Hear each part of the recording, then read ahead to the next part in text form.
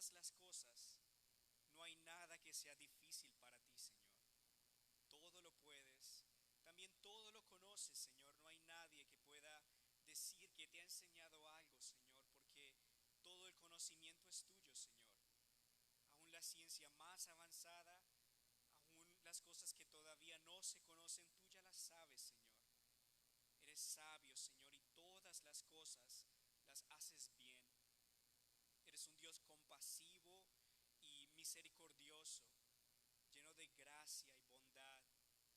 Te alabamos, Señor, porque aun cuando nosotros somos pecadores, tú no nos tratas como merecen nuestros pecados.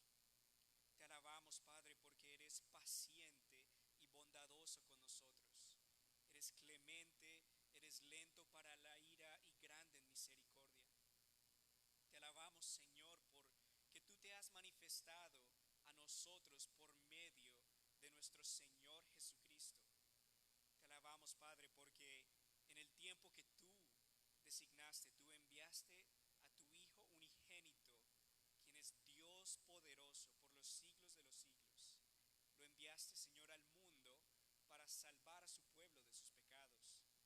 Te alabamos porque Jesús vino a mostrarnos que tenemos una necesidad de un Salvador, que todos nosotros hemos pecado en contra tuya y hemos ofendido tu santidad, y que aunque la paga del pecado es muerte, tú, Señor Jesucristo, has traído gracia y perdón y salvación para los pecadores que se arrepienten y confían en ti, Señor.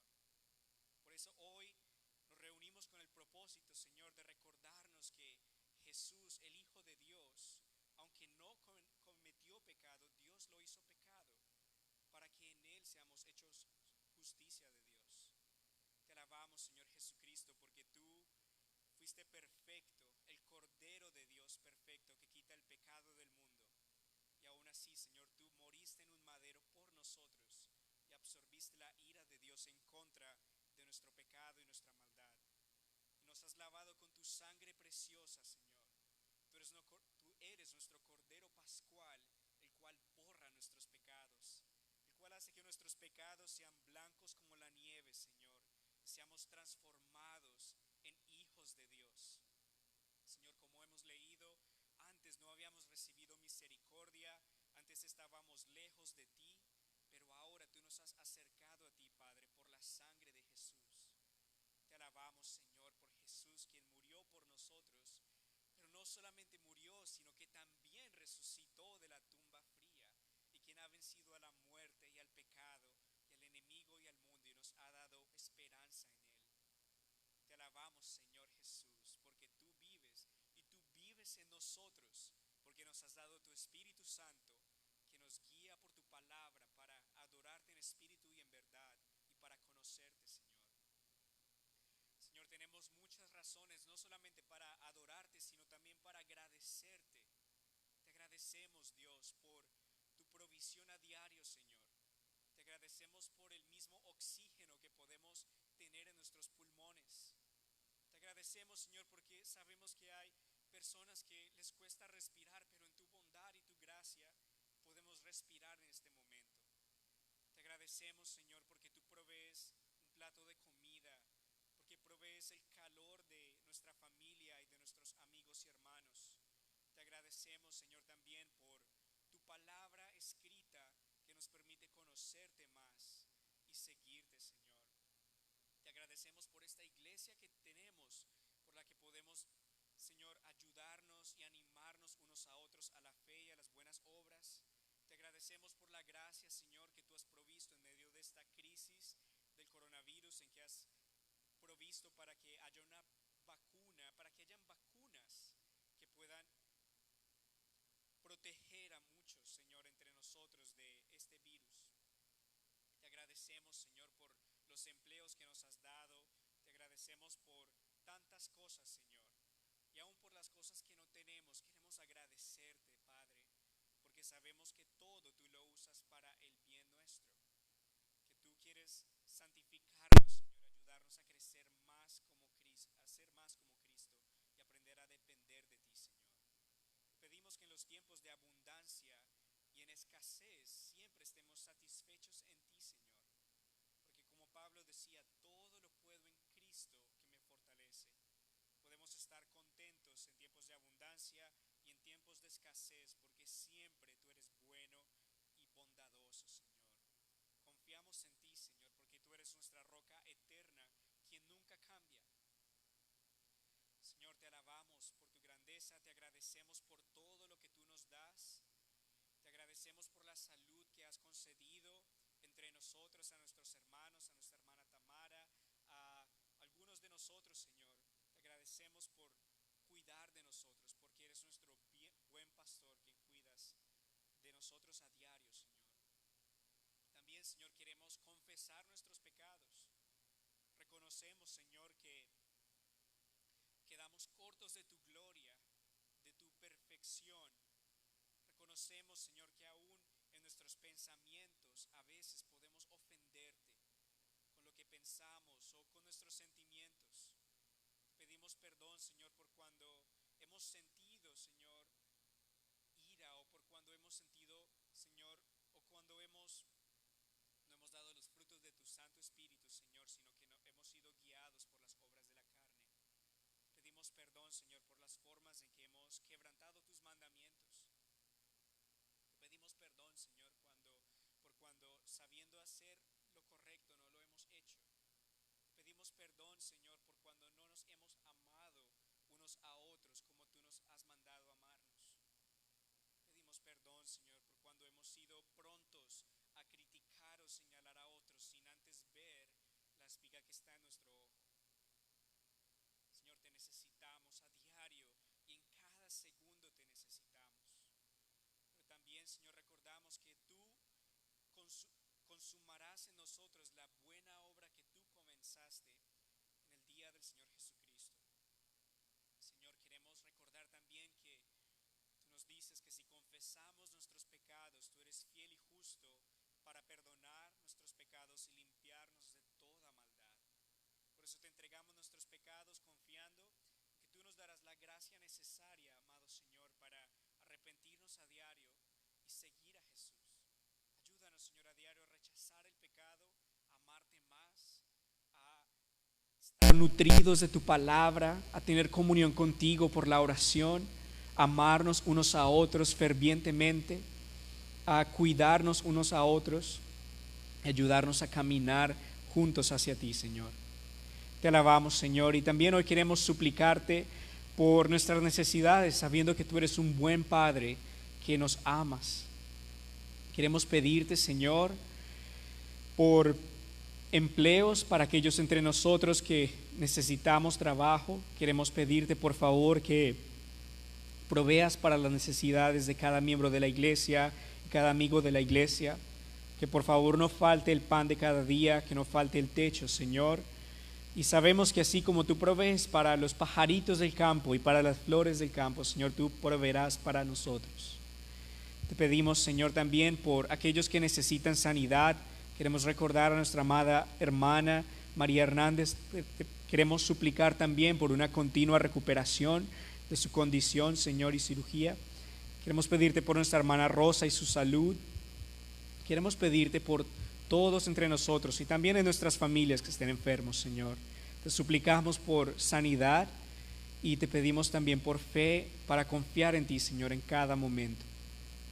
Tú eres digno, Señor, y hoy queremos también deleitarnos en tu palabra.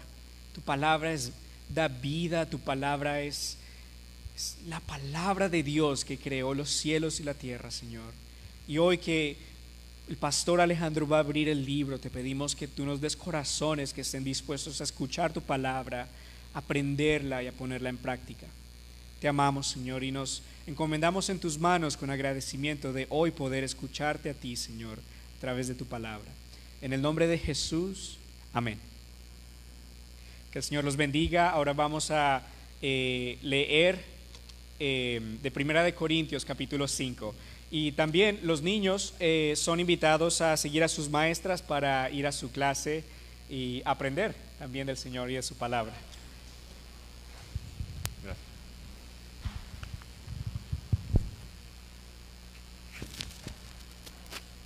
Buenas tardes, ¿cómo están? El Señor les bendiga. Buenas tardes, ¿cómo están? ¿Cómo les ha ido? Me alegro. Antes de comenzar, me gustaría regalarles unos libros. La semana pasada vimos la membresía de la iglesia y algunos quedaron diciendo, ay, yo quería uno de esos libritos azules. Pero así que si alguien quiere, ven Luis, tengo 3, así que si hay 3 manos levantadas, pueden averiguar acerca de la membresía de la iglesia. Uno para Carmen, uno para Luis. Luis, dame favor, le das uno a Carmen. Y otro para, ¿quién lo quiere? Y uno para Hugo. Gracias, Hugo. Hoy vamos a hablar de la disciplina de la iglesia. Así que, por supuesto, hay otro libro respecto a la disciplina de la iglesia. Así que si usted quiere saber cómo es la disciplina de la iglesia, o cómo se hace la disciplina de la iglesia, o todo acerca de la disciplina de la iglesia, o cómo evitar la disciplina de la iglesia, uno para Elma, una para Evelyn, uno para Gerdani, y me quedan 2 de bono, sí, me quedan 2. Uno para Hugo y otro para Lubia, así que aprovechen que gratis no duele. Hugo, dame favor, ¿le puedes llevar a Lubia allá atrás, por favor? Gracias. Ok, esos 2 libros son muy importantes porque es lo que hemos llamado el combo de la membresía y la disciplina. No se puede disciplinar a ninguno que no sea miembro. No podemos ir por la vida disciplinando a aquellos que no están comprometidos. Así que es muy importante que entendamos cómo funciona la membresía para poder después entender cómo funciona la disciplina. ¿Okay? Y eso es dentro del contexto de la iglesia local. Muy importante que entendamos eso, porque nada más el nombre, el título, la frase disciplina de la iglesia ya suena antipático, suena polémico, suena incluso contracultural, contraintuitivo. ¿Cómo es que si yo vengo a la iglesia donde debería haber amor, me van a estar disciplinando? Bueno, eso pasa porque normalmente entendemos la disciplina como nos la enseñaron o en el colegio o a fuerza de chancla. Eso no necesariamente es todo el concepto de la disciplina. La disciplina es también un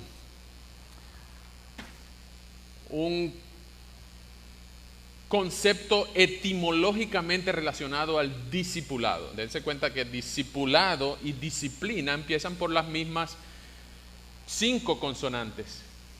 Y es porque la disciplina tiene un componente de enseñanza, no solo de corrección. El componente de enseñanza de la disciplina es discipulado, pero también el discipulado que es correctivo lo tomamos como disciplina. Por ejemplo, todos los hijos, que todos somos hijos o hijas, sabemos que mamá y papá nos querían mucho en la mayoría de los casos. Papá y mamá nos querían mucho, por lo tanto nos discipularon, nos enseñaron muchas cosas, pero también a veces necesitaban enderezarnos un poquito. Aunque en algunos países ya no se endereza a fuerza de nalgadas, aunque los proverbios son claros en eso, o en este país, siquiera darle ¿cómo llaman en su país? Un cocotazo, un coscorrón, un coquito al niño, ya eso es un delito, ya tú enfrentas 10 años de cárcel. Aquí no se puede hacer eso porque le estás desgraciando la vida al niño y tú le estás desviando la personalidad. Cosa que nosotros no nacimos tan torcidos, ¿verdad? No nos quedamos tan torcidos. ¿Por qué? Porque tuvimos papá, abuelo, mamá, tía que nos enseñaron el respeto a fuerza de disciplina. Pero no, la disciplina no es necesariamente un castigo, una nalgada, una paliza, una tunda. No necesariamente. Es también decirte en la mesa, no hables con la boca, no hables cuando estás comiendo, no hables cuando estás masticando. Es también decirle a los niños, respeta a los adultos. Es también de enseñarle a manejar a alguien respetando las normas de la ciudad. Es decir, la disciplina no solamente es correctiva, sino también es formativa. Y eso es justamente lo que vemos a lo largo de toda la Biblia. Hoy vamos a ver un pasaje que habla de la sumisión a la iglesia. Porque cuando uno se hace miembro de una iglesia, ustedes van a ver en el libro de membresía, los que lo pueden leer, o los miembros de la iglesia saben que uno se hace miembro de una iglesia. Uno se hace miembro de una iglesia no porque es la mejor iglesia del mundo o es la iglesia perfecta. Al contrario, nosotros no creemos que somos la iglesia perfecta. Más bien, nos hacemos miembros de una iglesia porque reconocemos que si amamos a Cristo, amamos también al cuerpo de Cristo, que es la iglesia local. Por lo tanto, para poder amar a Cristo, nos sometemos al cuidado y la disciplina amorosa de otros hermanos que vigilen nuestra vida para poder honrar a Cristo en toda nuestra vida. Y por eso nos sometemos al gobierno amoroso de una iglesia. No todas las iglesias piensan así, es cierto. Ustedes podrán venir de iglesias donde la membresía era muy deportiva, muy ligera, muy, bueno, solamente visita, siéntate ahí y empieza a hacer algo y listo, ya tú eres miembro de la iglesia. Y de esa manera tan deportiva como tú entras a la iglesia, pues también te sales porque no hay ningún compromiso. Y si tú te sales, así como nadie notó cuando llegaste, pues tampoco nadie nota cuando tú te vas. Pero tampoco nunca nadie nota cuando tú te portas mal o cuando te portas bien.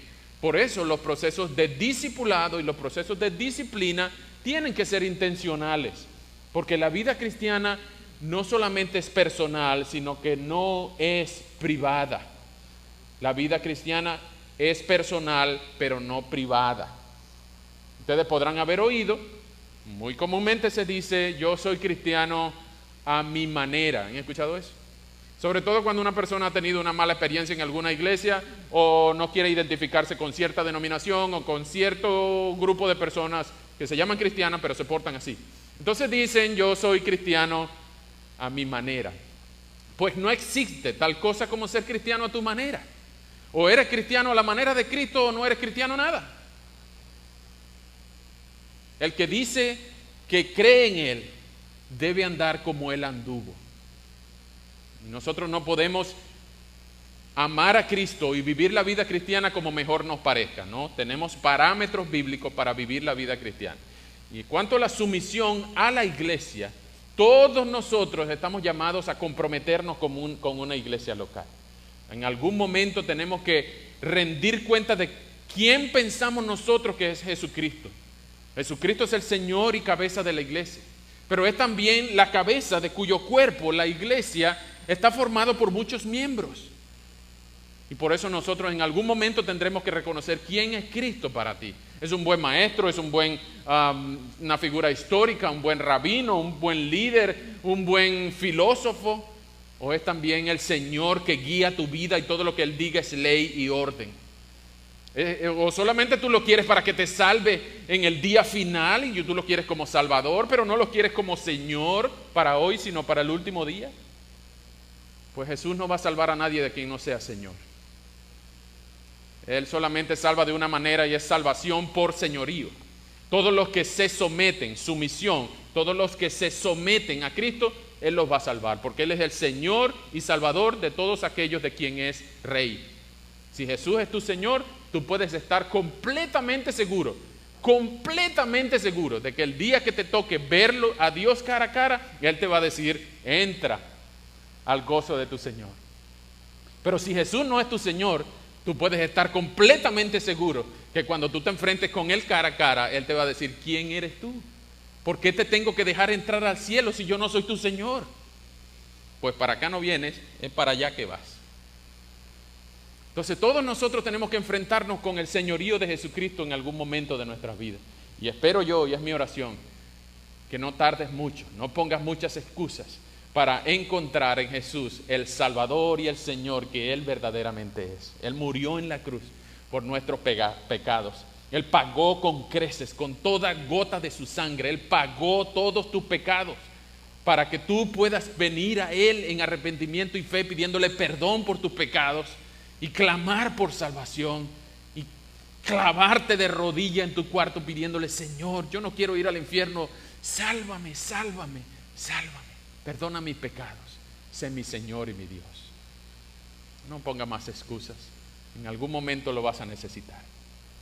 Pero todos nosotros tenemos que someternos en algún momento a algo o a alguien. En la Biblia es muy común hablar de sumisión, pero solamente para las mujeres. Y cada vez que hablan de sumisión para las mujeres, a algunas hermanas les da como alergia, como escalofrío, como tos. Pero no es tan difícil, o mejor dicho, no es más difícil a ustedes, hermanas, someterse a sus esposos como para sus esposos someterse a Cristo. porque tienen que estar sujetas a sus esposos como sus esposos están sujetos a Cristo, y ambos están sujetos el uno al otro.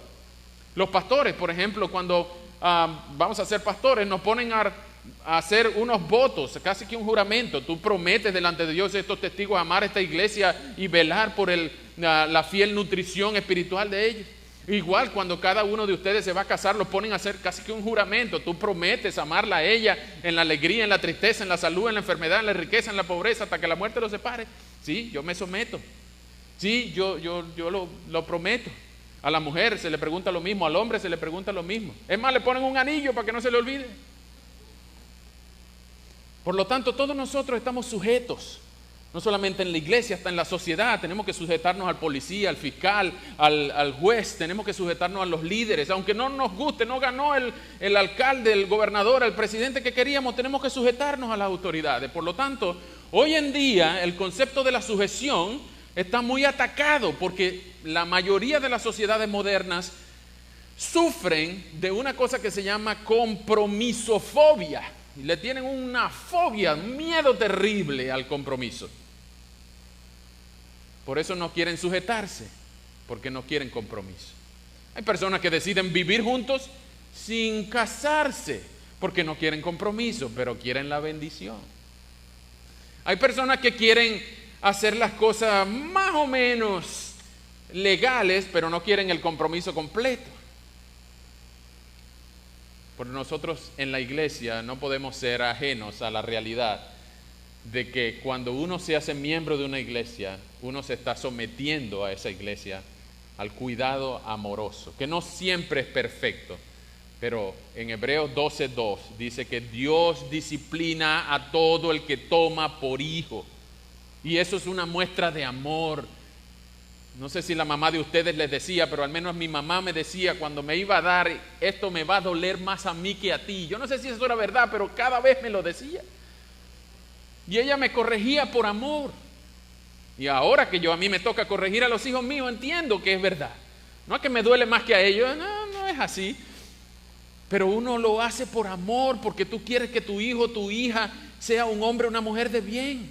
Que no ande por la vida sin sujeción, sin autoridad, sin mostrar orden, sin saber qué es lo que es bueno y qué es lo que es malo. Por lo tanto, siempre una gota de medicina, aunque pique, aunque sea amargo, es lo correcto. Decía el gran rey Pelé ante su hijo drogadicto preso: tenemos que criar a nuestros hijos con un poquito de calor y un poquito de frío.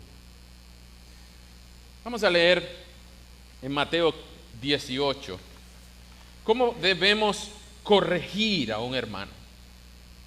¿Cómo debemos corregir a un hermano? Ustedes van a ver que en el versículo 21 ocurre aquella pregunta famosa de Pedro, diciendo: Señor, pero ¿hasta cuándo tengo que perdonar a este hermano que peca contra mí? Hasta 7 veces, como que 7 es mucho. Y Jesús le dice: no te digo 7, no te digo 7, sino hasta 70 veces 7. Pero antes de esa conversación, Jesús le enseña a los apóstoles a cómo se debe exhortar un hermano. Y les digo de una vez, este es uno de los pasajes más conocidos, no ignorados, porque van a ver que el versículo 20 muchos lo citan para decir que Dios está donde 2 o 3 están reunidos en su nombre. Eso no es lo que quiere decir ese versículo, ya lo vamos a explicar. Pero este versículo no es ignorado. Este pasaje es evitado ser usado al pie de la letra como un procedimiento prescrito para exhortar a un hermano que ha pecado. Porque normalmente nosotros evitamos el compromiso de tener que exhortar, porque nosotros todo el tiempo queremos ser amados, queremos ser amigos, queremos evitar el conflicto. Y no te metas en mi vida, que yo tampoco me meto en la tuya. Bueno, ¿quién soy yo? Yo no soy perfecto. ¿Quién eres tú? Tampoco eres perfecto. ¿Para qué me vas a corregir? O, bueno, esa es su familia, yo tengo mi familia, ¿para qué le voy a estar diciendo nada? O algunos pensarán incluso, eso de exhortar, eso es solo para los pastores, solo para los líderes, alguien tiene que hacerlo, ¿por qué tengo que hacerlo yo? Normalmente nosotros somos tan buena gente que evitamos la exhortación. Es más, al evitar la exhortación, no es que nos quedamos callados, sino que en vez de confrontar al caído, al ofensor, como dice aquí el versículo 15 que ya vamos a ver, entonces lo que hacemos es murmurar o chismear, hablar con una tercera persona. Y en vez de arreglar el problema, lo que hacemos es tratar de apagar con gasolina un fuego. y se esparce más el fuego. Vamos a leer Mateo 18, 15 al 20. Dice así: por tanto, si tu hermano peca contra ti, ve y repréndelo cuando él y tú estén solos. Si te hace caso, habrás ganado a tu hermano.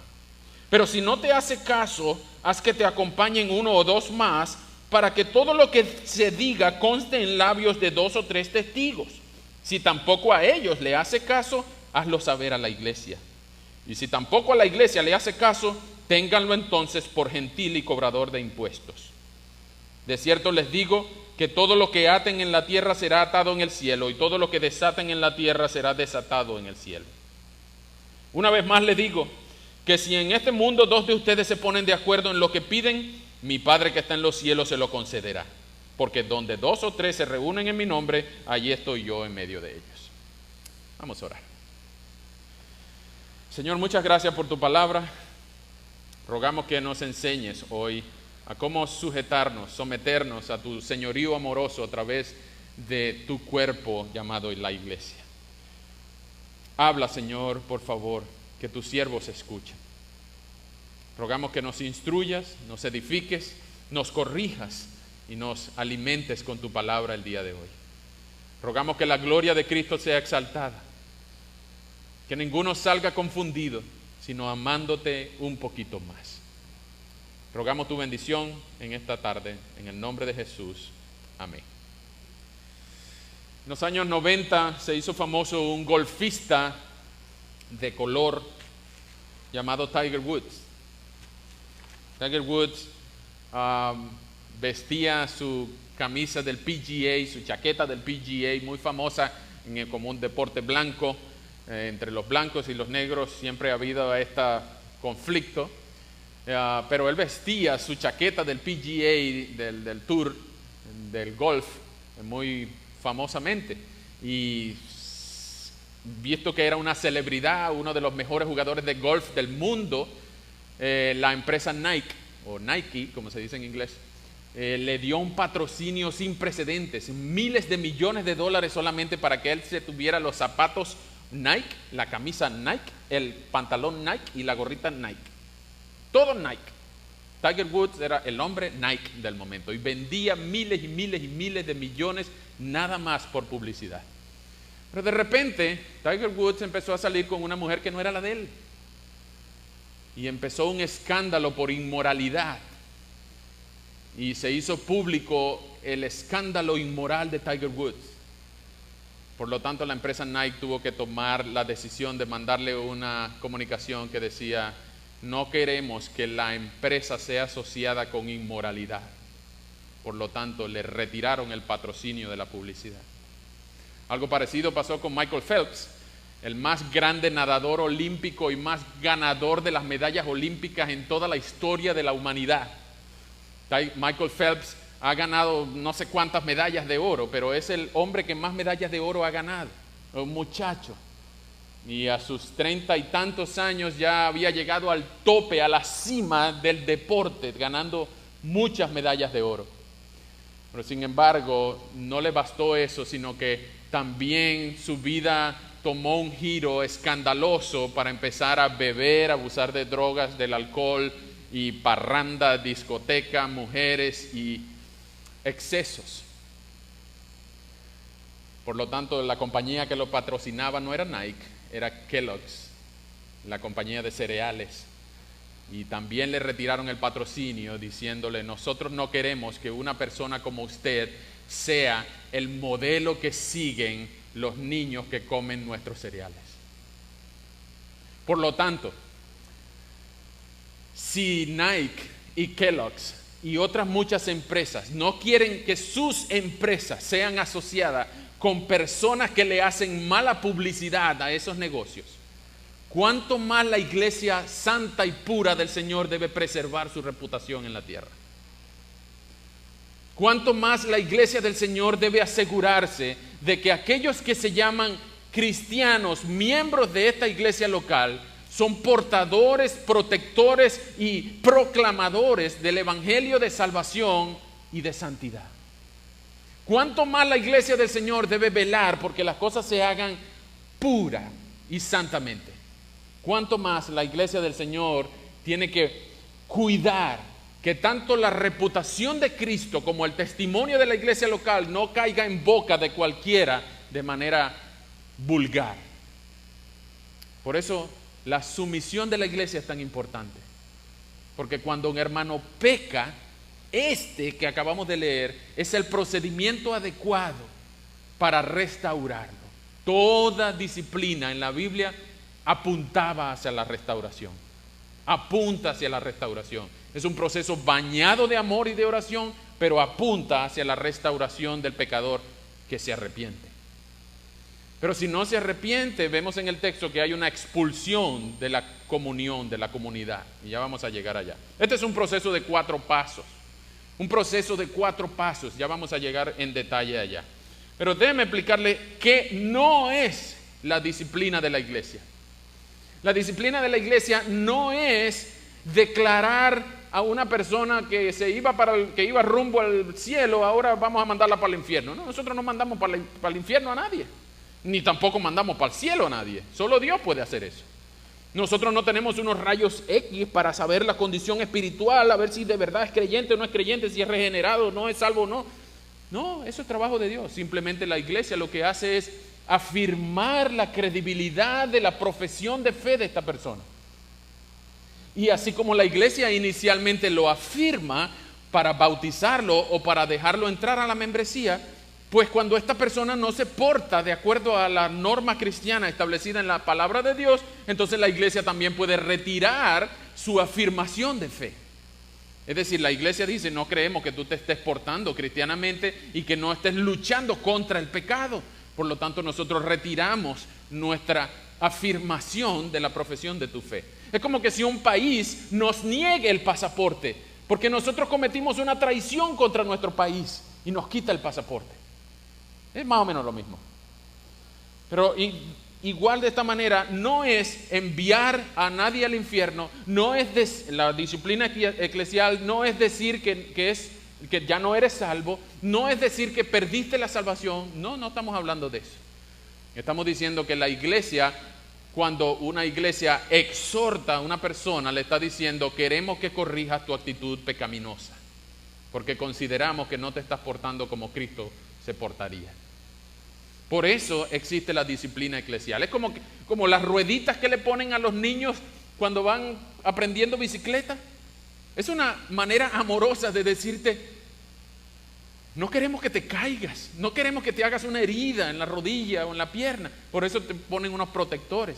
O como aquella matita, aquella plantita, aquel arbolito que es tan débil que con las hojas entonces se va doblando y el jardinero le pone una estaca al lado para que ella no se doble. O es como esos, ¿cómo llaman? Brackets o frenos que le ponen a los dientes para que los dientes se disciplinen, se ordenen. No, a veces duele, pero es por amor, es para el orden. Por lo tanto, la disciplina no siempre es un castigo, no es una maldad, es un acto de amor. Y así queremos que lo veamos todos. No es por odio, no es por justicia, no es por revancha, es por amor. Y tú dirás, hermano, ¿no le parece que eso es algo muy americano, muy anglo, muy gringo? Yo nunca había conocido una iglesia así. Pero es que no es gringo, no es americano, está en toda la Biblia. Dios siempre ha tenido un pueblo identificable y todo aquel que se portaba mal o tenía cierta característica, pues era puesto fuera del campamento. Los leprosos, los que tenían diferentes tipos de enfermedades, las personas que tenían enfermedades contagiosas o los que no se querían portar bien eran puestos fuera del campamento. En Levítico ustedes ven que se separa lo santo de lo profano, lo puro de lo impuro. En muchas partes de la Biblia ustedes van a ver, no tengan comunión con esos. Cuando el pueblo de Israel estaba llegando a Canaán, Dios les dijo, no hagan lo que van a ver de las naciones a las cuales viven donde ustedes van a habitar. No se contaminen con ellos. Allá hay agoreros, hay hechiceros, hay adivinadores, hay idólatras. No se contaminen con ellos. ustedes deben ser santos como yo soy santo. Porque Dios siempre ha tenido un pueblo identificable. Y el deseo de Dios es que sea puro. ¿Cómo se exhorta a un pueblo para que sea puro? Con este procedimiento. Vamos a ir paso a paso con este procedimiento, ¿ok? El procedimiento de Mateo 18 afirma desde el versículo 15, 16, 17 que hay 4 pasos para exhortar a un hermano que peca. Y ustedes dirán, en el versículo 15 y en el 21 dice, peca contra mí. Pero esto es un agregado de los manuscritos tardíos. El contra mí no aparece en los manuscritos inferiores o en los manuscritos tempranos. El contra mí no aparece en la mayoría de los manuscritos bizantinos. Por lo tanto, una lectura más textual de este pasaje, sobre todo en el versículo 15, diría, si un hermano peca, no necesariamente contra ti. Si un hermano peca, y ahí viene después el procedimiento. En esta iglesia tenemos por costumbre orar por nuestros hermanos, hermanas. Y es normal que nosotros tengamos un directorio de miembros. Y el directorio de miembros están las caritas de cada uno de los miembros de la iglesia, por nombre y apellido. Esposo, esposa. Y eso lo usamos para orar. Sabemos de dónde, de cada país es cada uno, sabemos quién es esposo, esposa de quién es hijo de quién, y eso lo usamos para orar. Al menos yo lo uso para orar. Y es la idea del compromiso de la iglesia, que cada quien pueda orar por sus hermanos. Y si vemos que alguien, incluyendo a alguno de los pastores, está cometiendo o viviendo en un pecado impenitente, entonces oramos por él y rogamos, Señor, no permitas que este hermano, esta hermana viva una vida licenciosa aparte de ti. Y oramos por él. Por lo tanto, si tu hermano peca, ve y repréndele tú a solas con él. Primer paso, ve y repréndele tú a solas con él, cuando tú y él estén solos. El primer paso no es ir a decírselo al pastor, o llamar al pastor y decir, hey pastor, vi a fulanito haciendo esto. No puede ser, en serio. Y el pastor chismoso también, en serio, cuéntame más, cuéntamelo todo. No, ese no es el primer paso. El primer paso es, tú ve y habla con él cuando estén solos. Es un mandamiento bíblico, exhortar. Tú no puedes evitar ese mandato. Así que si tú me llamas a mí para decirme lo que está haciendo la hermana, yo te voy a decir, ¿ya tú hablaste con ella? Antes de que me digas ñe, yo te voy a preguntar, ¿ya tú cumpliste el primer paso? ¿Para qué tú me vas a contar a mí si tú estás desobedeciendo el paso? Paso 1, tú y él, o ella, a solas. Vean lo lindo de esto, el final del versículo 15 dice, si te hace caso, es decir, si se arrepiente, habrás ganado a tu hermano. Abrázalo, ora, glorifica a Dios porque tu hermano se ha arrepentido. Hay fiesta en el cielo porque un pecador se ha arrepentido. No ha pasado nada, seguimos como veníamos. Gloria a Dios, aleluya. Van a notar en los pasos siguientes que la premisa general es mantener la menor cantidad de gente involucrada posible, pero con una disposición hasta las últimas consecuencias. Repito, la menor cantidad de gente posible involucrada con la disposición de ir hasta las últimas consecuencias. Y dicho sea de paso, este pecado de lo que se está hablando aquí no es un pecado banal, es decir, un pecado sencillo. No quiero que me malinterpreten, todos los pecados son condenables y merecen las mismas llamas del infierno, ¿ok? No hay niveles de pecado. Para Dios todo pecado merece la muerte. Pero hay pecados por los cuales, en primera de Juan 5, 16 en adelante, habla que hay pecados que acarrean más consecuencia y hasta la muerte a algunos. Por lo tanto, estos pecados de que estamos hablando aquí para este procedimiento de 4 pasos son pecados graves, pecados públicos, pecados escandalosos y pecados impenitentes. Pecados graves como por ejemplo el adulterio, la traición, el robo, el asesinato, esos pecados que son escandalosos. Pecados que son públicos, no es que es una guerra de opiniones, tú y él, no. es un pecado que es público. Mira, el hermano Alejandro robó un banco y salió por el periódico. Ese es público, es escandaloso, no depende de lo que tú pienses o no, salió en el periódico. Pero también es un pecado del cual el hermano Alejandro no se quiere arrepentir, es impenitente. Eso debe ser confrontado, no solamente el pecado como en sí, sino su falta de arrepentimiento, que es el único pecado por el cual una persona va a llevar al infierno, por el pecado de la falta de arrepentimiento. Porque todos los demás pecados, todos, absolutamente todos los demás pecados, Dios los puede perdonar, pero la falta de arrepentimiento no, que es la blasfemia contra el Espíritu Santo, la incredulidad de no amar a Cristo por sobre todas las cosas.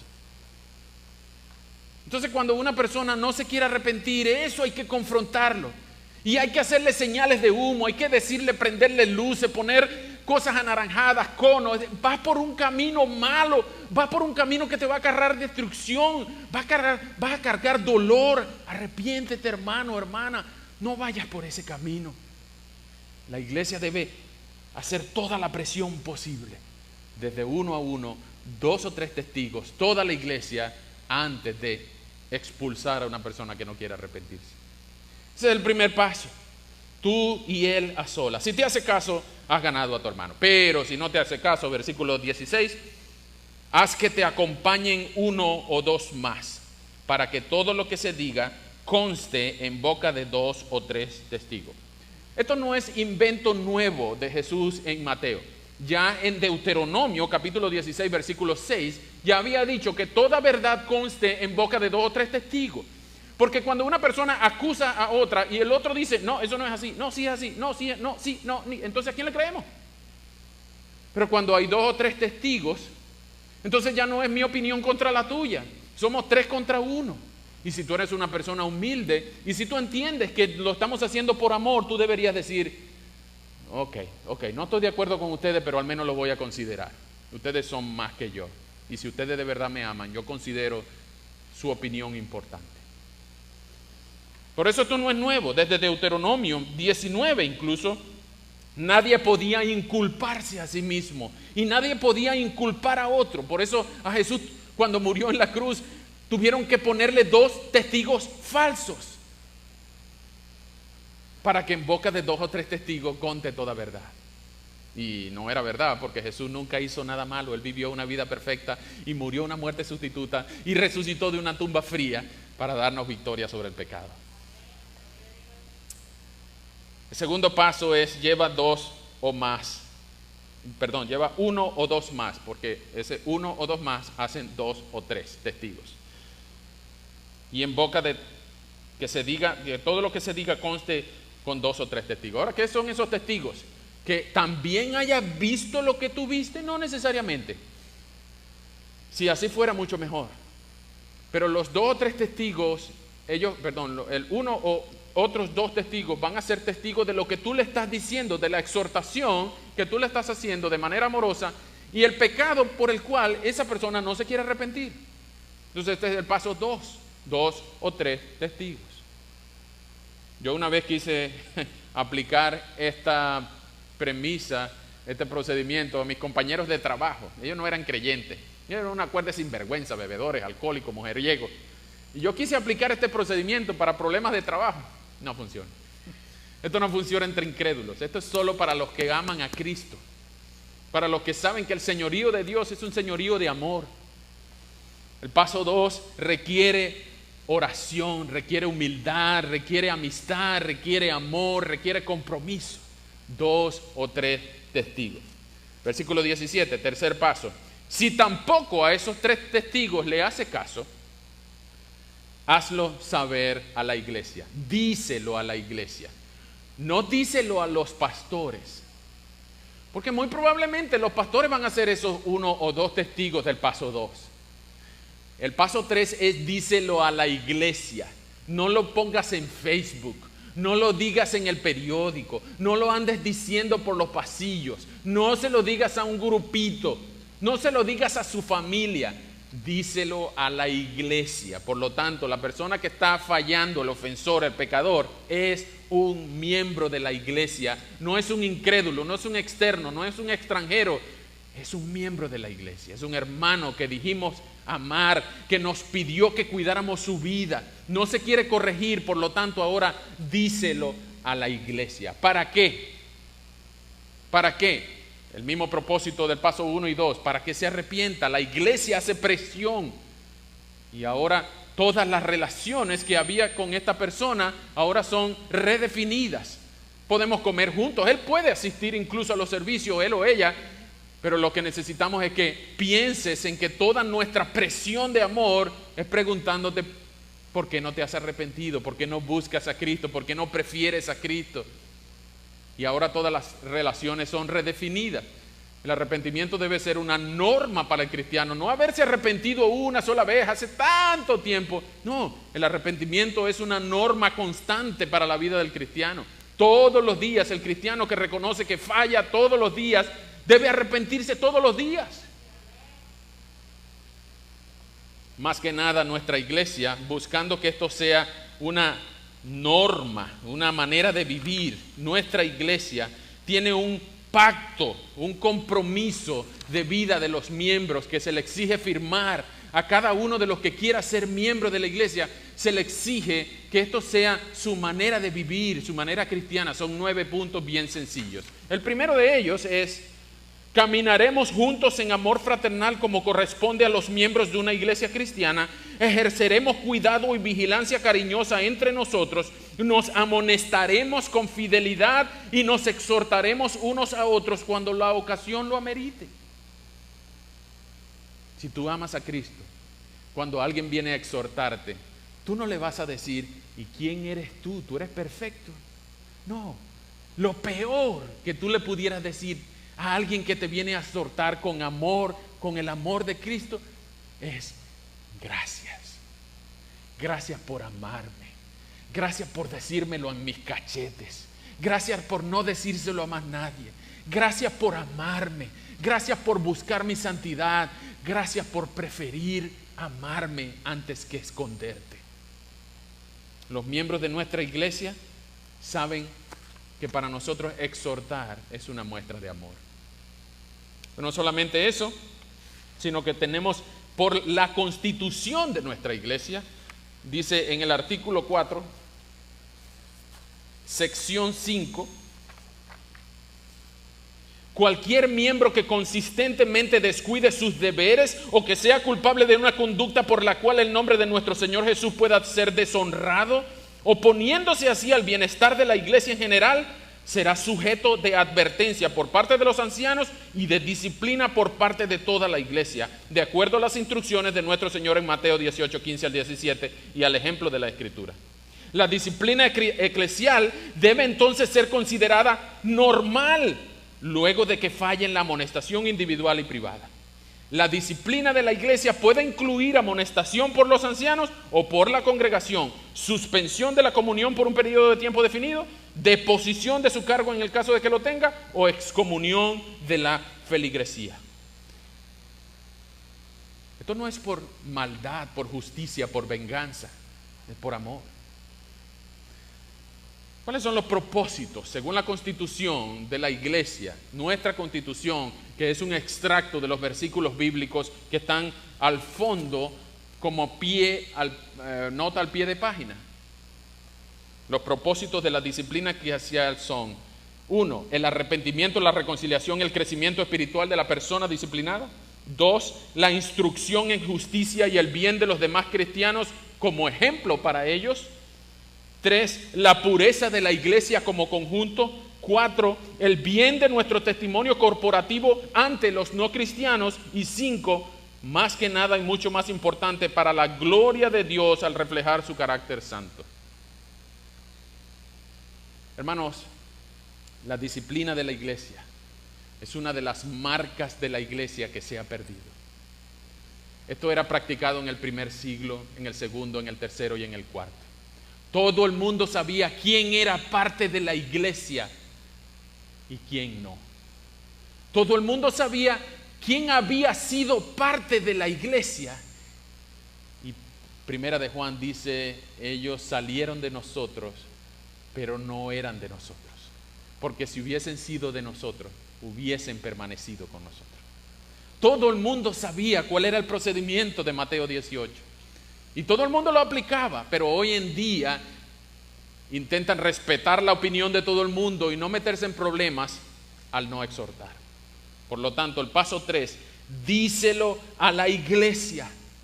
Y ahora la iglesia en 2-3 meses presiona a este hombre o a esta mujer en pecado de las maneras más amorosas que pueda. No pienses que todo va a seguir igual, ¿no? Toda la iglesia ahora está en contra de ti. Está contra tú. No pienses que no ha pasado nada, amor y paz. No. Hay un problema que debemos arreglar. Hay un problema que debemos enfrentar. Y tú eres el centro del huracán. Así que no pienses que podemos seguir comiendo como si no hubiera pasado nada, tomando café, jugando fútbol igual, ¿no? ¿Qué está pasando? ¿Por qué no estás amando más a Cristo? ¿Cuál es tu opinión? ¿Qué es lo que no estás viendo igual que nosotros? ¿Por qué hay este conflicto? ¿Cómo podemos solucionar esta situación? Todas las relaciones son redefinidas. Las relaciones familiares internas del disciplinado se mantienen igual, pero las relaciones de la iglesia con la persona es una presión de amor para que esta persona se arrepienta de su pecado. El paso 3 es díselo a la iglesia. Y algunas personas en este paso empiezan a decir, bueno, ¿quién de nosotros puede tirar la primera piedra? O algunas personas en este paso dicen, yo sé que ustedes tienen razón, pero no es la manera. Algunas personas pueden llegar a decir incluso, esto no es una muestra de amor. Lo estamos exponiendo en público. Si lo dice la Escritura, díselo a la iglesia. Díselo a la iglesia. Tú no le vas a dar todos los detalles de pe a pa, qué fue lo que hizo y por qué lo hizo, cuándo lo hizo, con quién lo hizo. No. Lo que estamos hablando es cómo se le ha exhortado, cuáles son los 2 o 3 testigos que lo exhortaron, hace cuánto y cuál ha sido la reacción y por qué él o ella no quiere volver al camino. Exactamente igual hacemos cuando predicamos el Evangelio. Cuando predicamos el Evangelio le decimos a una persona, tú tienes que arrepentirte de tus pecados. Tú no puedes seguir la vida que tú seguías de espaldas a Dios. Tienes que venir a Cristo. Tienes que amarlo. Tienes que confiar en Él para salvación. No solo porque te conviene para ir al cielo, sino porque Jesús es más digno. Jesús es el tesoro más grande que podemos tener de este lado del cielo. Y todo lo que Jesús lo hizo por amor. Muchos podían haber dicho, wow, mira Jesús colgando en esa cruz. No es la manera. Era la única manera. Era la única manera en que Jesús podía salvarnos, que podía redimir a su pueblo de sus pecados. Era la única manera que Jesús podía pagar con creces el costo de nuestra alma. Y lo hizo por amor. Y lo hizo por amor. ¿Vas a decir tú que no vas a confiar en Él? ¡Wow! ¿Cuánta soberbia o cuánto orgullo se necesita para darle la espalda al Cristo que te amó y que sufrió toda la disciplina de la obediencia al pie de la letra de lo que exigía el Padre para pagar el costo de tu pecado? Ven a Cristo, no pongas excusas, no tardes más. Ven a Cristo, ámalo y pide perdón por tus pecados. Igual a aquella persona, díselo a la iglesia. Él dijo que él quería ser exhortado, él firmó el compromiso. Díselo a la iglesia. No se lo digas a los pastores, no se lo digas a la comunidad, no se lo digas a los líderes, al alcalde. Díselo a la iglesia. La iglesia es el cuerpo de Cristo. La iglesia debe saber cómo actuar según este procedimiento. 1 a 1, 2 o 3 testigos, la iglesia en general. Siempre que teniendo la menor cantidad de gente involucrada, pero teniendo la disposición de llegar hasta las últimas consecuencias. ¿Y cuáles son las últimas consecuencias? Paso 4, el paso más triste de todos. Este paso se conoce con el nombre de la excomulgación o excomunión. ¿Qué significa eso? Es retirar la comunión. No puedes tomar la cena. No puedes comulgar. Excomulgar es no puedes comulgar. No te estamos mandando para el infierno. Eso es lo que hace el catolicismo. Nosotros no mandamos para el infierno a nadie. Nosotros simplemente le decimos, esto es para creyentes. y ya no podemos afirmar tu profesión de fe. ¿Cómo sabemos eso? Bueno, porque el texto dice en el versículo 17 que si tampoco a los 2 o 3 testigos hace caso, díselo a la iglesia. Y si tampoco a la iglesia le hace caso, ténganlo entonces por gentil y cobrador de impuestos. ¿Qué es un gentil y un cobrador de impuestos? Un gentil es una persona extranjera al pueblo de Dios, una persona ajena al pueblo de Dios, no era judío, era gentil. Y un cobrador de impuestos era la máxima expresión de un pecador. Era judío, pero era un traidor porque cobraba impuestos al pueblo judío para pagárselos a Roma. Era la máxima expresión, como las prostitutas, los publicanos. Entonces, cuando una persona no quiere arrepentirse de sus pecados, tenlo como gentil y publicano, es la frase para decir, considera que no es creyente, por lo tanto hay que evangelizarlo otra vez.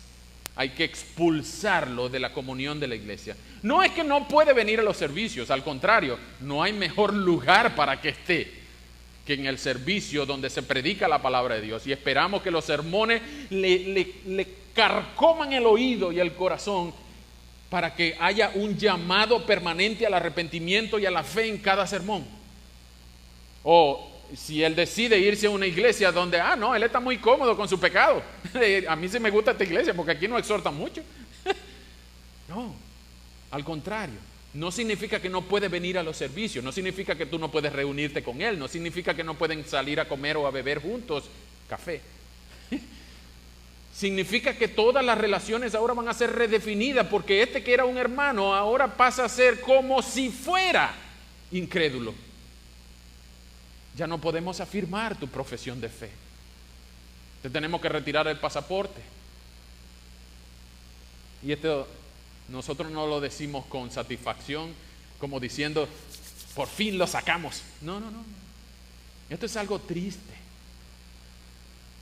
Yo estoy seguro que las personas que han pasado por los que han sido desheredados o los papás que han tenido que desheredar a un hijo, eso debe haber sido una tragedia. O papás o mamás que han tenido que botar de su casa a un hijo rebelde, eso debe haber sido llanto, dolor, lágrima y todo lo involucrado. Esto es un paso muy doloroso, muy trágico. Líbrenos, Dios, de que en algún momento tengamos que hacer eso con alguno de nosotros. Sin embargo, hay pecados que no son tan graves, pero son públicos. Por ejemplo, la inasistencia. La inasistencia es un pecado que está condenado en Hebreos 10:25. Dice, no dejen de congregarse como algunos tienen por costumbre. Por lo tanto, si alguno aquí deja de venir por cierto tiempo y su vida está más marcada por la ausencia que la presencia, y más son los domingos que no está que los que sí está, nosotros le vamos a decir, ¿no te parece que tú estás incumpliendo Hebreos 10:25? Y si no vienes y si consistentemente te ausentas y vemos que tus fotos reflejan que tú estás en Cancún tomando piña colada y bañándote en la playa con unos amigos, o diciendo que no puedes ir a la iglesia porque te puedes contagiar del virus, pero tienes que ir a trabajar o ir al mercado o ir a hacer un montón de cosas en público, hay una inconsistencia que no es bíblica, que no es sana. Por lo tanto, a cualquiera de nosotros se nos va a decir la inasistencia es una desobediencia al mandamiento de congregarte, según Hebreos 10:25. La inasistencia también es un pecado por el cual se excomulga, no directamente, sino paso 1, paso 2, paso 3. Hay pecados como por ejemplo el adulterio, y hay otros pecados que están definidos, por ejemplo, en la política eclesial restauradora de nuestra iglesia. Nosotros tenemos una política para esto. Son pecados como por ejemplo la división, una persona, un hermano que intente dividir la iglesia, o la inmoralidad, o la vida irresponsable, la herejía doctrinal y repetitiva. Esos pecados, incluso la inasistencia, son pecados por los cuales la persona debe reflexionar y apartarse inmediatamente antes de que sea exhortada o excomulgada. Pero este procedimiento de 4 pasos es la norma que Jesús estableció para exhortar a un hermano. Pero no siempre funciona. Cada caso debe ser tomado caso por caso. Hay casos que ameritan excomunión de un solo golpe. ¿Cómo? Sí. ¿Quieren ver? Vengan conmigo por favor a 1 Corintios 5. En 1 Corintios 5 hay un caso grave. Ya van a ver. En 1 Corintios capítulo 5 vamos a leer de los versículos 1 al 5. Bueno, vamos a leer hasta el 6. 1 Corintios capítulo 5 versículos 1 al 6. Dice así: se ha sabido de un caso de inmoralidad sexual entre ustedes, que ni siquiera los paganos tolerarían. Mire lo grave que es esto.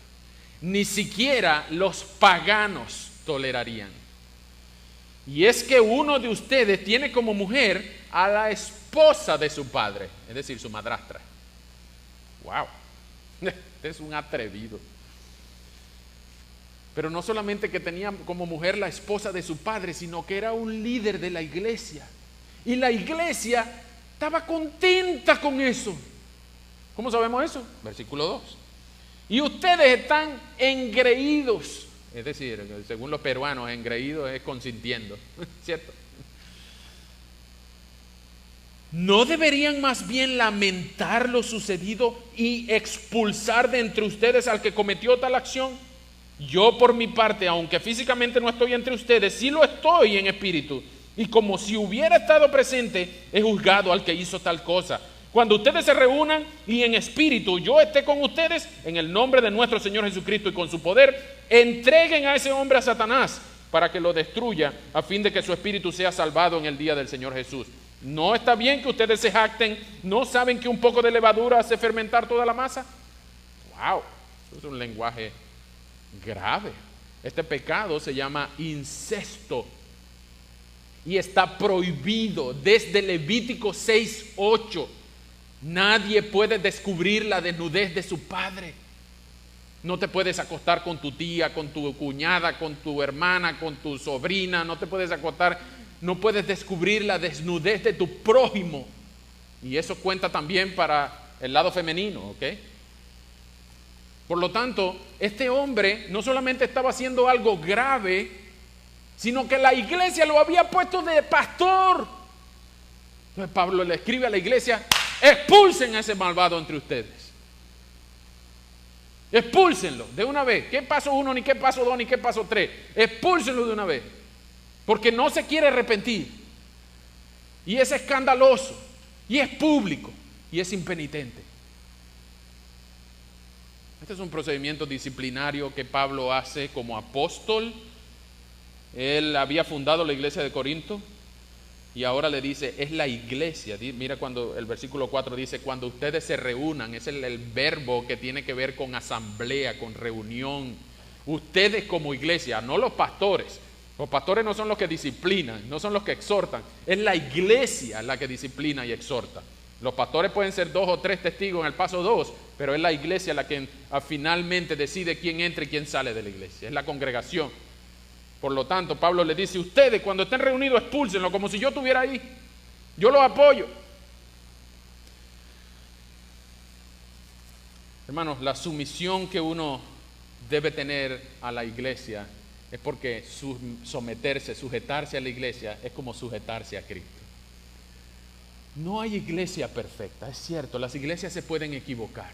De hecho, se han equivocado más frecuentemente de lo que ustedes se imaginan. Pero Dios le dio a la iglesia las llaves del reino.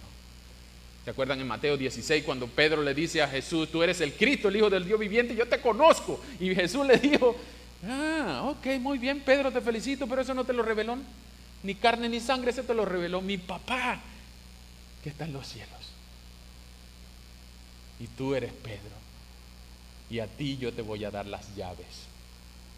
¿Se acuerdan aquel pasaje? Mateo 16, 2 capítulos a Mateo 18.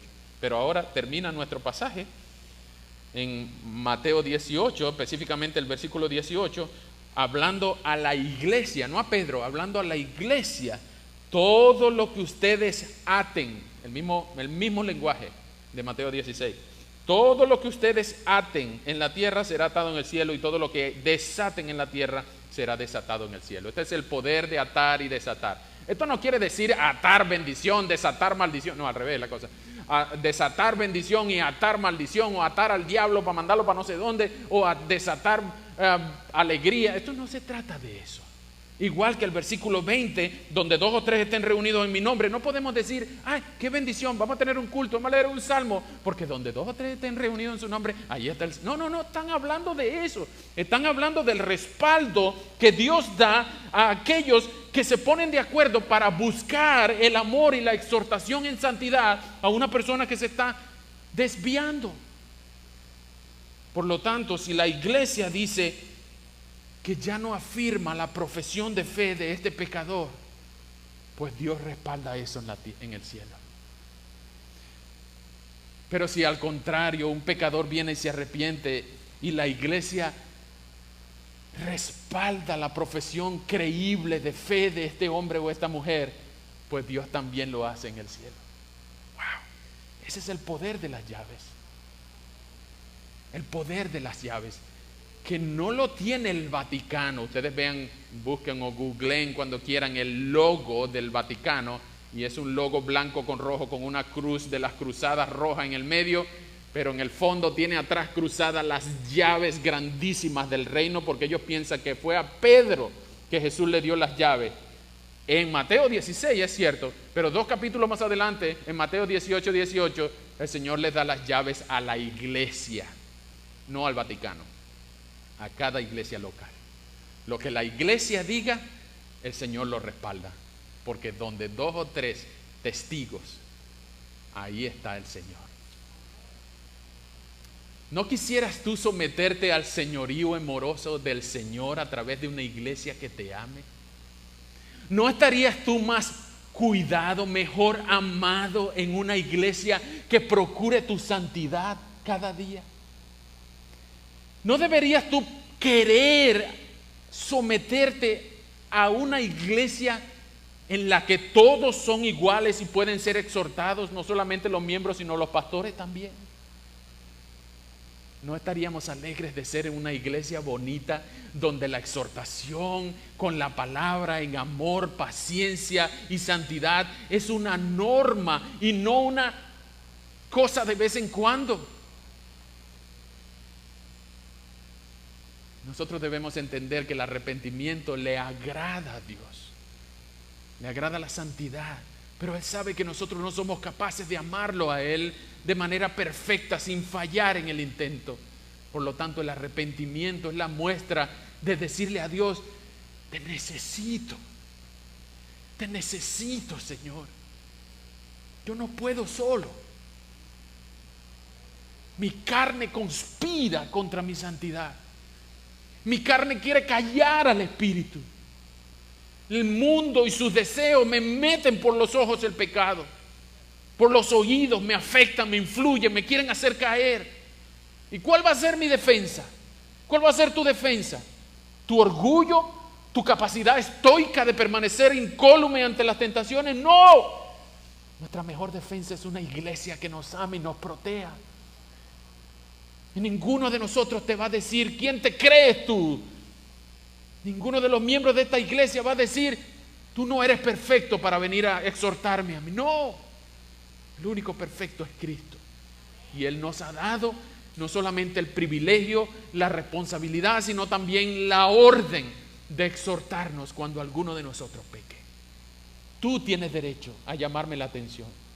Si tú me ves en algo raro a mí, si tú me ves en una mentira, si tú me ves en una decepción, en una traición, si algún día alguno de ustedes me ve agarrado de la mano con otra mujer que no es mi esposa, pues ustedes no deben voltear su mirada: mejor no me meto con él porque tú sabes, él es el pastor. No, al contrario, llámame la atención. No se lo vaya a decir a Maribí todavía. Jálame la oreja a mí primero. Ese es el mandato bíblico. Yo no te voy a decir: no te metas en mi vida. Al contrario, métanse en mi vida lo más que puedan. Una iglesia casi perfecta tiene la disciplina eclesial como norma y no como excepción. La disciplina eclesial es una de las marcas olvidadas de la iglesia, pero no en esta iglesia. Así que, hermanos, luchemos contra el pecado. Decía el gran teólogo colombiano Hermes Pinzón Galarza, mejor conocido como el papá de Betty: el diablo es puerco. El diablo es puerco, Betty. Y el diablo es capaz de meterse por cualquier rendija, por cualquier grietica. El pecado que pueda dividir una iglesia, que pueda alejar los mejores amigos, crear chisme, murmuración, para no seguir este procedimiento. Pero en esta iglesia nosotros amamos a Cristo. Así que si tú quieres amar a Cristo con nosotros, sométete al señorío amoroso de Cristo a través de esta iglesia. No quiere decir que esta iglesia sea perfecta. No es perfecta. Podemos decepcionarte incluso, podemos equivocarnos incluso. Y lo hacemos más frecuentemente de lo que te imaginas. Pero no lo hacemos con la intención de dañarte, sino lo hacemos con la mayor intención de amar a Cristo. Y por sobre todas las cosas, por sobre todas las personas, siente que en esta iglesia hay alguien que te va a enseñar el amor de Cristo de múltiples maneras.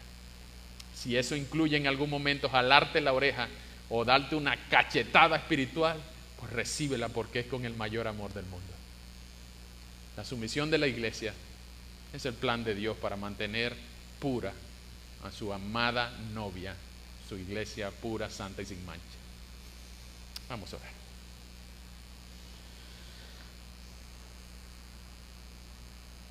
Muchas gracias, Señor, por tu palabra. Gracias por la bendición de poder leer este procedimiento prescrito para exhortar a los hermanos que caen. Pero estamos seguros, Señor, que muchos de nosotros hemos fallado. Ninguno de nosotros es perfecto. Ningún récord de nosotros está incólume, sin manchas. Pero sabemos, Señor, que este procedimiento está escrito para que lo pongamos en práctica. Líbranos de murmuraciones, de chismes, de división, de inmoralidad.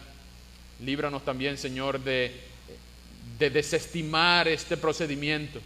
Líbranos de no hacer caso y hacerlo como a nosotros mejor nos parezca.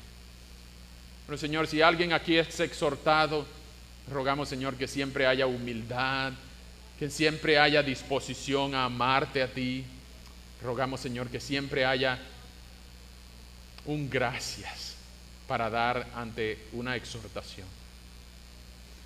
Pero también, Señor, rogamos que si hay alguno que no quiere arrepentirse de sus pecados, si hay alguno que está empedernido, impenitente, que está firme en su posición de odiar a Cristo, amar más a su pecado que a Cristo, rogamos, Señor, que con toda la presión de tu Espíritu, con todo el poder de tu palabra y con todo el amor de tu iglesia, podamos exhortarlo, presionarle para que vengan en arrepentimiento y fe, clamando por perdón, con perdón eterno para todo aquello por lo cual te han ofendido, y que por ninguno de nosotros el testimonio de Jesucristo y la reputación de esta iglesia caiga en descrédito en la comunidad, mucho menos, Señor, que podamos ofender tu nombre. Líbranos, Señor, por favor, de escándalos, de inmoralidades, de obscenidades. Líbranos, Señor, de traiciones, de decepciones. Líbranos, Señor, de cuánto tragedia nublaría nuestro corazón para llorar porque la comunión ha sido afectada. Danos cada vez más deseo de arrepentirnos de nuestro pecado y amarte a ti por todo lo que eres y por todo lo que has hecho por nosotros. Y si hay alguien aquí, Señor, que oye y no te conoce, no ha pedido perdón por sus pecados, que hoy sea el día que pueda confiar en ti como Salvador, como Señor, como sustituto, que tú pagaste en la cruz todos sus pecados y que puedes darle vida eterna, que no termina jamás, y que el cielo está destinado para